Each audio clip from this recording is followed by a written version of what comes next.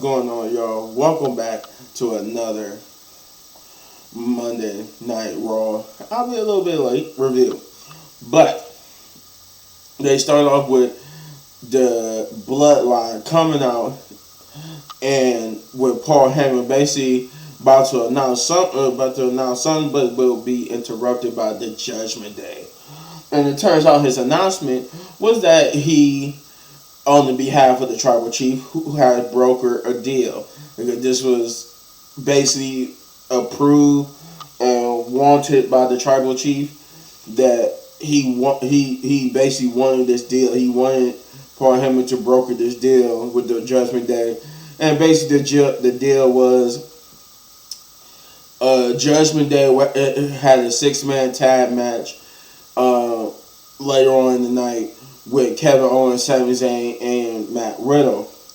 And on the Judgment Day part, they needed to take care of them. And in return, the Bloodline would take care of their Rey Mysterio and LWO problem, and Bad Bunny to boot. And I think Jay mentioned something about how they didn't know about the deal, and Paul Heyman said that's because the only person who really knew, well, of course, Finn Balor in the Judgment Day, and Solo Sikoa. Where them also mentioned how Finn Balor put aside his differences for this deal. Which would bring us to our first match on the night, which is Solo Sikoa versus Rey Mysterio, which was a good match. It wasn't a bad one. This was worthy of an opening match of a show. This is how you should open a match. You should open the show when it comes to a match wise, and it was good. Rey Mysterio pretty much had the match won at one point, but due to distractions from the Bloodline, Solo would get the victory, and they would proceed to beat down Rey Mysterio. Then the LWO would come out to help Rey Mysterio, but they would also get beat down by both Solo and Jay and Jimmy Uso. More on that later, because there's a continuation to that in a backstage segment. We got to the next match, which is Bianca Belair versus Dakota Kai. And this was billed as like a way for Dakota Kai to get, even though they said Io Sky and Bianca Belair would face each other in the future. Because remember, Io Sky is the number one contender. But they said this is a way for Dakota Kai to get, put her name in the mix. If she could win against Bianca Belair. Good match. It went longer than I expected. I didn't think Dakota Kai was going to get that much off his hand, but nonetheless, it was an okay match, and Bianca Belair got the victory. After the end, she stared down all the damage control. Cody Rhodes came out next for his promo, and he basically came out and called out Brock Lesnar. Doing his usual "what you want to talk about," but saying that he know what he want to talk about, keeping it short and sweet. That he just want to talk, and who he want to talk to, it was obviously Brock Lesnar. And but instead of Brock Lesnar coming out, it was Adam Pearce. Adam Pearce came out to tell him that he needed him to leave the ring because he was not medically cleared to be at Monday Night Raw. He shouldn't even be at Monday Night Raw this week. And Cody Rhodes would then, after much pleading from Adam Pearce, said, with all due respect, we all understand what you try to do. After what Brock Lesnar did, we understand, but I need you to leave. Cody Rhodes would eventually leave, but then he thought about it, went and got the chair, and then came back into the ring and still begging for Brock Lesnar to come out. Adam Pearce said, "You know what? We still need you to leave, but since you want to do it, if you want to do it on your own, then he made security come out and try to get him to come out. But he had the chair in hand, like he was going to attack security, but they're all telling him to calm down. Brock Lesnar. Music would hit, and Cody Rhodes would be so blinded with rage that he would beat up the security for trying to stop him to get after Brock Lesnar, and then it was some more security on the outside of the ring too that he beat up, tried to get after Brock Lesnar, but some more security. It was a cool spot too. Like he ran up the ramp once it was closed. Once he cleared all the security to get after Brock. After Brock was taunting him, talking about, "So come on, Cody, come get some." And Brock, by the way, Brock Lesnar came out in his Undertaker / Blade outfit.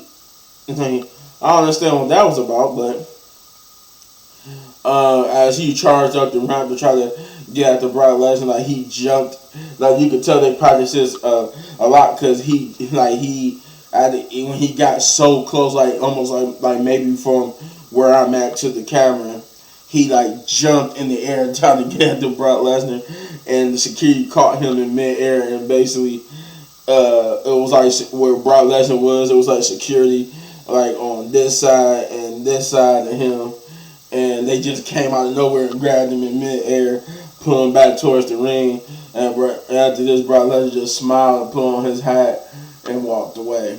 So Cody would beat up that security guard, those security guards that they get back in the ring, and said that he spent the entirety of last week, giving out platitudes, and Brock Lesnar, but he said he left one out, and he said that Brock Lesnar could dress like a cowboy all he wants, and he said, "Trust me, I grew up around cowboys, and you're no cowboy, you're a coward." And also, I forgot to mention too in this promo, I think before when Brock Lesnar was taunting Cody Rhodes to come attack him, and Alan Pierce was trying to calm him down. This was before he had started attacking the security guard at all. Like the first wave of security guards that was in the ring with him. Alan Pierce made the match official for him because he said he wanted the match last week. Alan Pierce made it official. Said, "You want the match against Brock Lesnar at Backlash? You got it. It's official right now." And he tried to tell him not to do it here. Do it at Backlash. Then we get to the next match, which was a surprise banger. This was like probably one of the best matches of the night.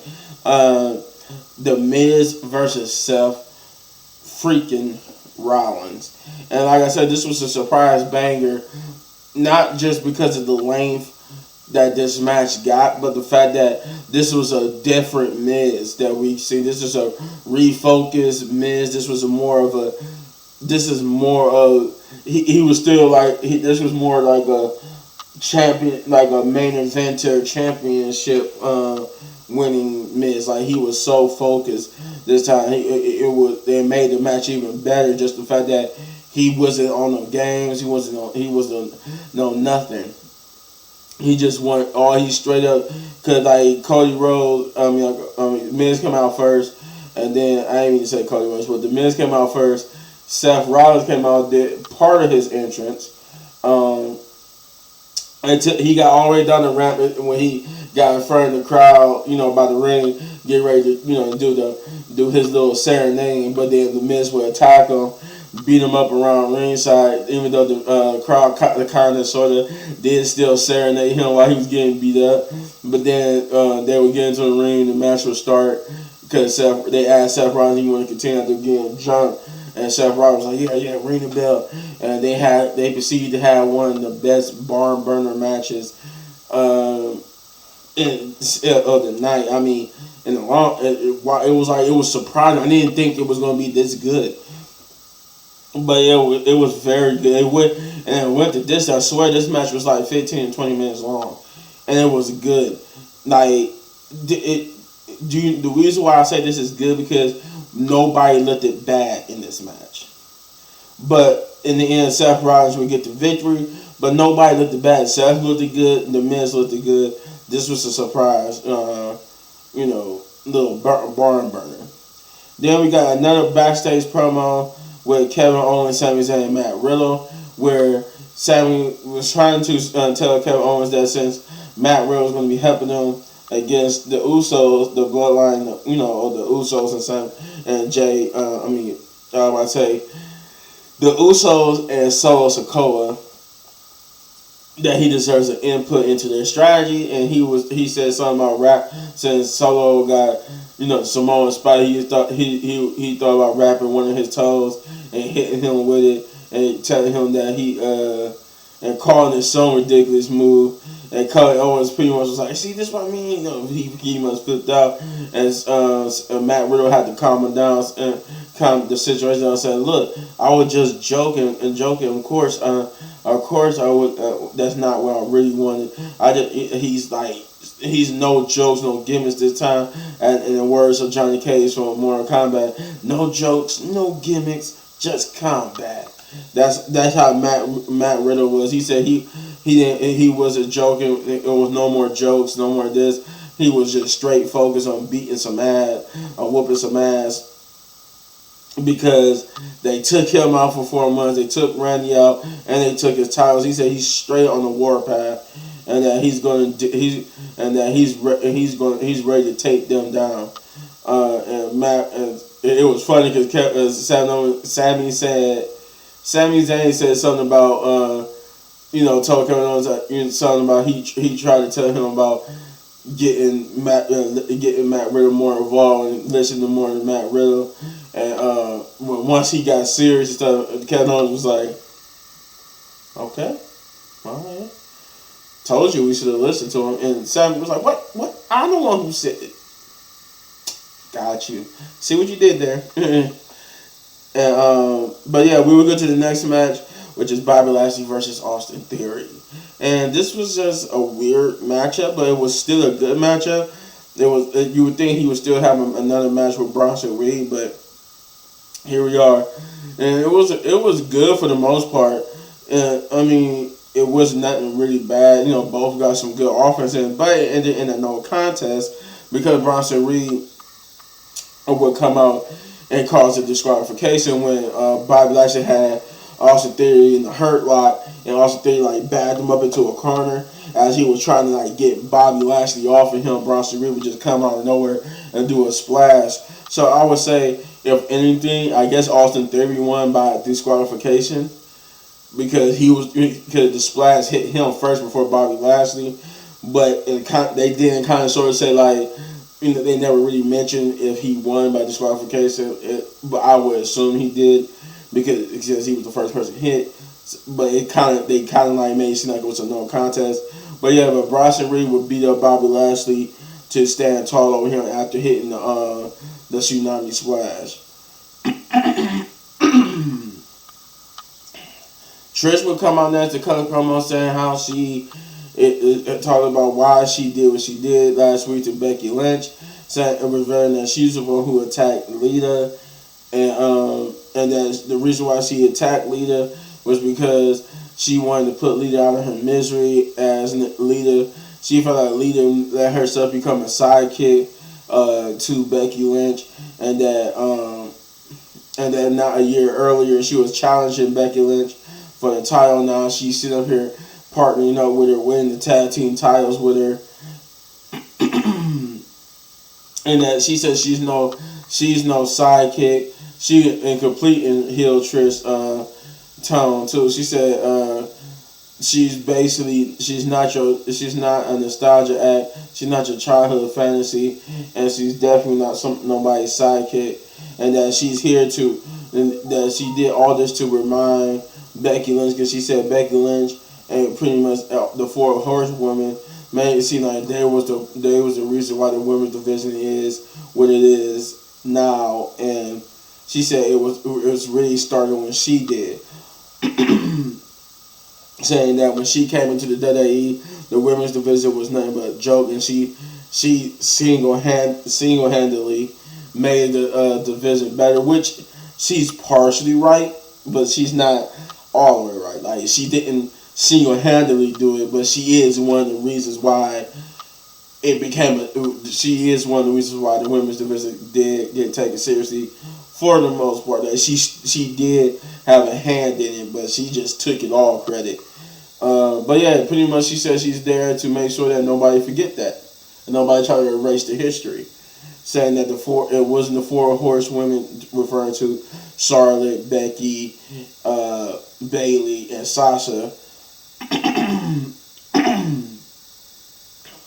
and it wasn't even Lita, and like even though it was Lita who had a hand in it too, but she said it wasn't even her.